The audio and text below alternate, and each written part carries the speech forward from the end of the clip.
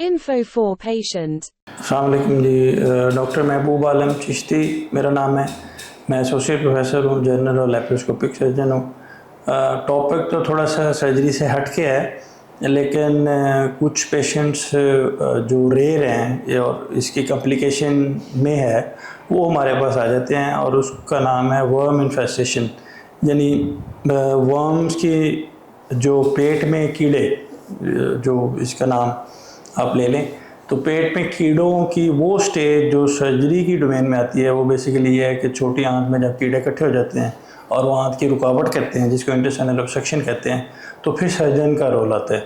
उससे पहले शायद पीडियाट्रिशियन और मेडिकल स्पेशलिस्ट ही इसको डील करते हैं। सर, पेट में कीड़े होने की वजह क्यों होती है, क्या होती है?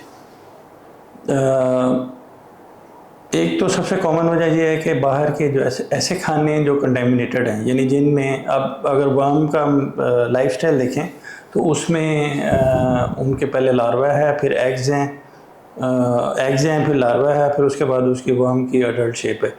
तो किसी भी शक्ल में जो खाना बाहर का बच्चे या बड़े खाते हैं, और बच्चों में ज़्यादा कॉमन है, तो वो खाना खाने से वो पेट में चले जाते हैं। दूसरी ये शक्ल है कि अगर आप वॉशरूम से होके आए हैं और आपने हाथ प्रॉपर साफ़ नहीं किए और वो खाने में, तो वो बेसिकली वो स्प्रेड है, यानी आपने वो खाना खाया और आपके साथ दूसरे भी लोग हैं, तो फिर उसमें वो स्प्रेड भी हो सकता है। कंटेमिनेटेड वाटर भी इसकी एक फॉर्म है, कंटेमिनेटेड वाटर से वो स्प्रेड हो जाता है। और कुछ वर्म्स की टाइप्स ऐसी हैं जो इन्फेक्टेड सॉइल से भी आती है, ज़मीन से भी आती है, यानी ज़मीन में जो नंगे पाँव चल रहे हैं वो भी वर्म इन्फेस्टेशन का काज करता है।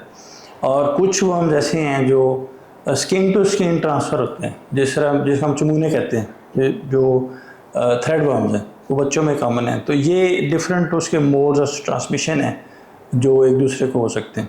सर, पेट में कीड़े होने की अलामत भी कोई होती है? अलामत तो बहुत ज़्यादा हैं। कीड़ों की बहुत सारी टाइप्स हैं, राउंड वर्म्स हैं, टेप वर्म्स हैं, हुक वर्म्स हैं, इस तरह पिन वर्म्स हैं। तो वो अलामत थोड़ी सी डिफरेंट हैं। अब अलग-अलग तो हम उस तरह नहीं करेंगे, लेकिन जनरल जो है वो पेट में दर्द भी हो सकती है, पेट में यानी पखाने के रस से जो ब्लीडिंग है वो अनीमिया करती है, ठीक है, और उसमें मोशन भी लग सकते हैं। और जिस तरह हम कह रहे हैं कि वो वर्म्स का गुच्छा बन गया है, यानी पेट में वर्म्स पल रहे हैं और उन्होंने आंत को ब्लॉक कर दिया, तो इंटेस्टाइनल ऑब्स्ट्रक्शन, यानी उसमें ये होगा कि पेट फूल जाएगा, वॉमिटिंग शुरू हो जाएंगी। और वर्म की वॉमिटिंग भी होते हुए मैंने देखा एक बच्चे में कि मुंह के ज़रिए वर्म बाहर आ रहा है। तो ये जो वर्म ऑब्स्ट्रक्शन है वो उसमें वॉमिटिंग और फिर पखाना और हवा बंद हो जाना, यानी ये फिर एक सॉर्ट ऑफ एमरजेंसी है जिसके लिए आपको एमरजेंसी जाना पड़ता है। तो ये सारी उसी की अलामात है। भूख का ना लगना, जिस्म में दर्द होना, ठीक है, खून की कमी होना, ये सारी उसकी अलामात। सर, पेट में जो कीड़े होते हैं ये जिस्म में कोई नुकसान भी पहुंचा सकते हैं? बिल्कुल पहुंचा सकते हैं। जिस तरह मैंने, यानी डाइट तो एक पेशेंट खा रहा है और वो उसका बहुत सारा हिस्सा जो है वो हम अपने लिए यूज़ करते हैं, तो उसमें मेल न्यूट्रिशन, यानी वज़न का कम होना, कमज़ोर हो जाना, खून की कमी होना, भूख का ना लगना, और ये जो हम बाकी बात कर रहे हैं, अगर उसने छोटी आंत को उन्होंने इन्वॉल्व कर लिया है तो फिर उसमें उसकी ब्लीडिंग होना, उसकी रुकावट होना, इवन परफोरेट हो जाना, यानी वो तो कम होता है, लेकिन यह है कि आंत को अगर सुराख कर दिया उन्होंने तो फिर वो एक और एमरजेंसी जिसमें लेप्रोटमी करनी पड़ती है।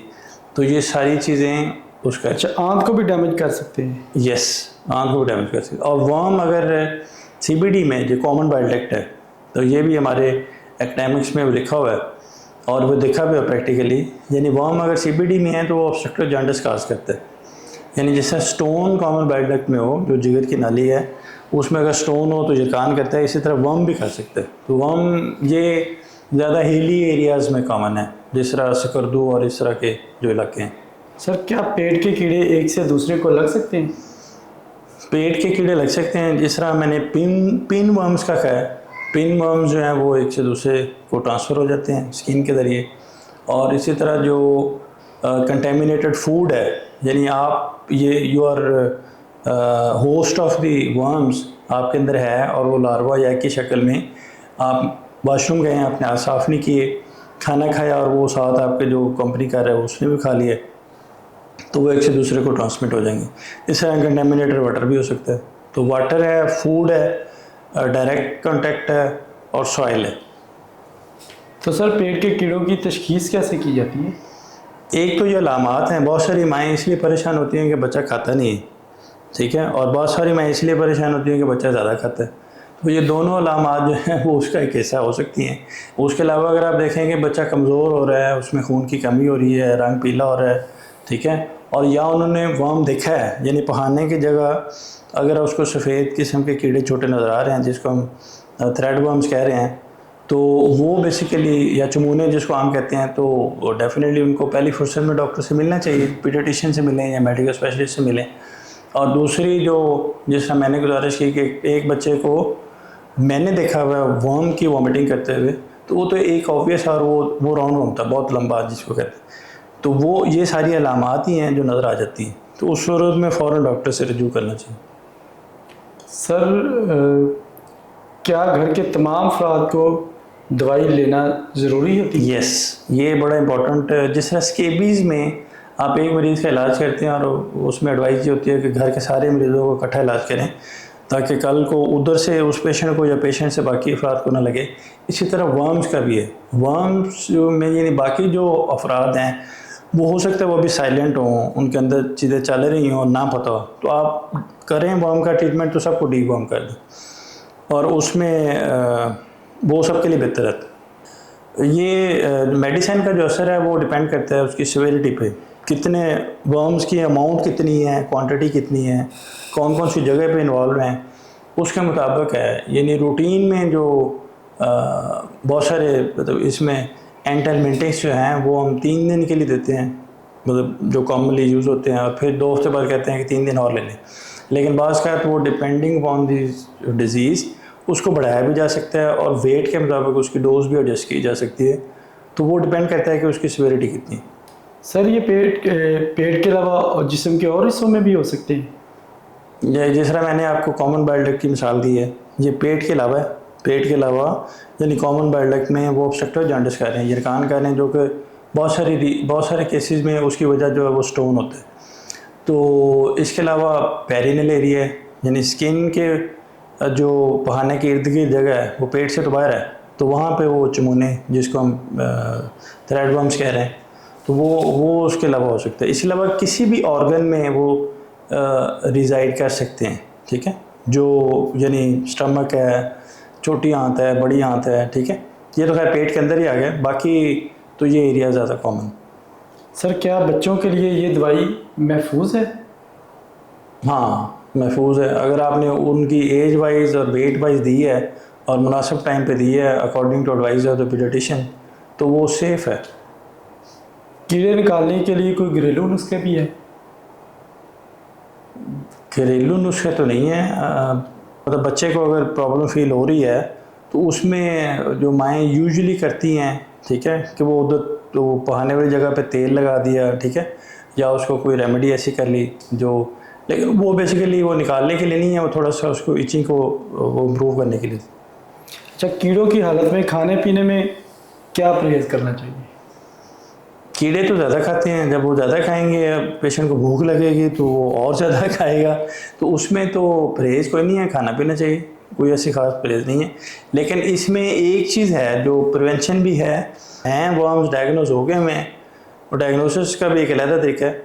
तो फिर उसमें ये बड़ी इंपॉर्टेंट चीज़ है कि आप पानी, बाहर से जो कंटामिनेटेड चीज़ें हैं उनसे अवॉइड करें, पानी बॉयल्ड हमेशा रखें, खाना साफ़ सुथरा रखें, घर का खाना खाएं, नंगे पाँव ना चलें, ठीक है, और अगर किसी पेशेंट का पता है कि वो उसको वर्म इन्फेस्टेशन है तो फिर उसके करीब ना जाएं। ये थोड़ा सा एहतियात।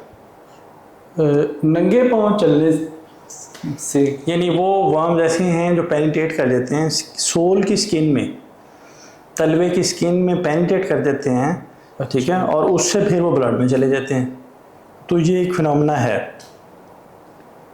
दवा कितने वक्फे के बाद दोबारा देनी चाहिए?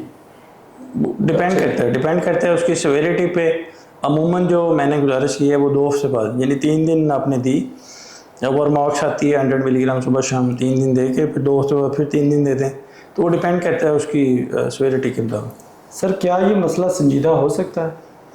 तो बिल्कुल हो सकता है। जिस तरह मैंने आपको ये गुजारिश की है कि आंत को वो बंद कर देते, यानी एक बोलस है, एक पूरा मैश बना हुआ है और उसमें थाउजेंड्स ऑफ वर्म्स हैं और वो लंबे वाले एस्केरियस लुम्ब्रिकाइड्स हैं, तो वो जब उन्होंने आंत बंद कर दी तो वो तो एक एमरजेंसी सर्जरी है। जब आप एमरजेंसी सर्जरी करते हैं, फिर आंत को खोलते हैं, सारे वर्म्स का गुच्छा निकालते हैं, सारी वो बाउल साफ़ करते हैं, फिर उसको रिपेयर करते हैं। और दूसरा ये है कि जानलेवा खून की कमी, mail nutrition, anorexia, body aches, ये सारी चीज़ें हैं, मरीज़ तो बिल्कुल नीचे लग जाएगा, तो उसके लिए तो ज़िंदगी मौत का मसला बन जाता है। सर अगर एक दफ़ा सर्जरी कर दी जाए तो दोबारा बनने का इसका खर्चा हो सकता है? तो वर्म्स तो दोबारा कहीं से भी आ सकते हैं, लेकिन आपने एक दफ़ा तो ट्रीटमेंट कर दी, उसके बाद उसको डीवर्म करना ये ज़रूरी। देखें, जो प्रिवेंशन क्या है कि आपने ऐसी चीज़ें नहीं खानी जो वर्म इन्फेस्टेशन कर सकती हैं, ठीक है। और दूसरा एक इसमें प्रोटोकॉल ये भी होता है कि थोड़ा सा शक हो, ठीक है, तो उसमें डीवर्म करने में कोई नुकसान नहीं है। अगर आप 3 दिन वर्मॉक्स या और भी हैं टैबलेट्स सुबह शाम दे दें और घर के सब अफराद को दे दें तो कोई हार्म नहीं है। जेंटल आती है जो स्टैट में देते हैं, 2 गोलियाँ देते हैं सबको, अडल्ट्स को, और वो सारे ट्रीटमेंट कर दें, ठीक है, दैट्स ओके। कीड़े की तशख़ीस एक तो सिम्टम्स हैं जो मैंने गुजारिश के अलामात हैं, ठीक है, और साइंस में तो मैंने आपको बता दिया है। अगर आपने अल्ट्रासाउंड किया है तो CBD में वर्म नज़र आ जाएगा, या ERCP की तो उसमें नज़र आ जाएगा, और अगर आपने अल्ट्रासाउंड किया तो हो सकता है आपको पेट में नज़र आ जाए।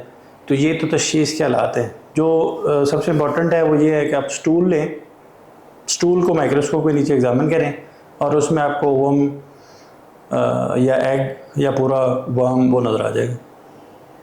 तो ये सारे तरीके। सर कीड़े फिर इसके अलावा कुछ ब्लड टेस्ट भी ऐसे हैं जो इसको रिफ्लेक्ट करते हैं, जिस तरह ईओसिनोफिल्स हैं, जिसमें ये ल्यूकोसाइट्स का एक टाइप है। तो ईओसिनोफिलिया, उसकी वजह से ईओसिन का लेवल बढ़ जाता है ब्लड में। तो ईओसिनोफिलिया भी एक निशानी है कि इसको वर्म इन्फेस्टेशन हो सकती है। हीमोग्लोबिन कम है, वो भी एक इंडिकेशन है वर्म इन्फेस्टेशन। कीड़े ख़त्म होने की निशानी क्या है? अलामात ठीक हो जाएं, मरीज़ की सेहत बेहतर होना शुरू हो जाए, उसका वज़न ठीक हो जाए, उसकी खून की कमी ठीक हो जाए, उसको जो पेट की या बाकी अलामात हैं वो ठीक हो जाएं। आपने ERCP की CBD क्लियर कर दी, यरकान ठीक हो गया, वो एक अलामत है। वो सारी आपने ट्रीटमेंट दिया और उसकी वो ठीक हो गई अलामत, तो इट मीन्स कि पेशेंट ठीक हो गया। इन मरीज़ों के लिए सर आपका क्या प्रोग्राम है? बच्चे सबसे ज़्यादा सेंसिटिव हैं वर्म इन्फेस्टेशन के लिए, बड़ों में तो बहुत कम देखी है, ठीक है, और उसमें ज़ाहिर है वो उनकी हिफाजत करना हमारा फ़र्ज़ है। तो आप उनको, बेशक उनका दिल है या पैसे लें, जो भी करें, लेकिन उनको बाहर के खाने से हमेशा कोशिश करें कि वो ना खाएं। बाहर के फूड, बाहर का पानी, होममेड चीज़ें हों, और स्पेशली पता नहीं वो बात करना मुनासिब है या नहीं, जानवर जूते नहीं पहनते। यानी बेसिकली एक बच्चा घर में जूतों के बगैर फिर रहा है या बाहर, तो उसको मना करना ये हमारी ज़िम्मेदारी है। तो एक उनको समझाने के लिए कि अगर आप इंसान हैं तो जूते ज़रूर पहनें। और दूसरा ये है कि अगर ये देखें कि किसी बच्चे को या बड़े को है कंटेमिनेशन, इन्फेस्टेशन है, तो उसको अवॉइड करें, यानी वो कंटेजियस भी हो सकते हैं, जिस तरह मैंने थ्रेड वर्म का कहा। तो ये सारे प्रिकॉशंस ये ज़रूरी हैं करने, और इसको इम्प्लीमेंट करना चाहिए। Thank you very much. Thank you.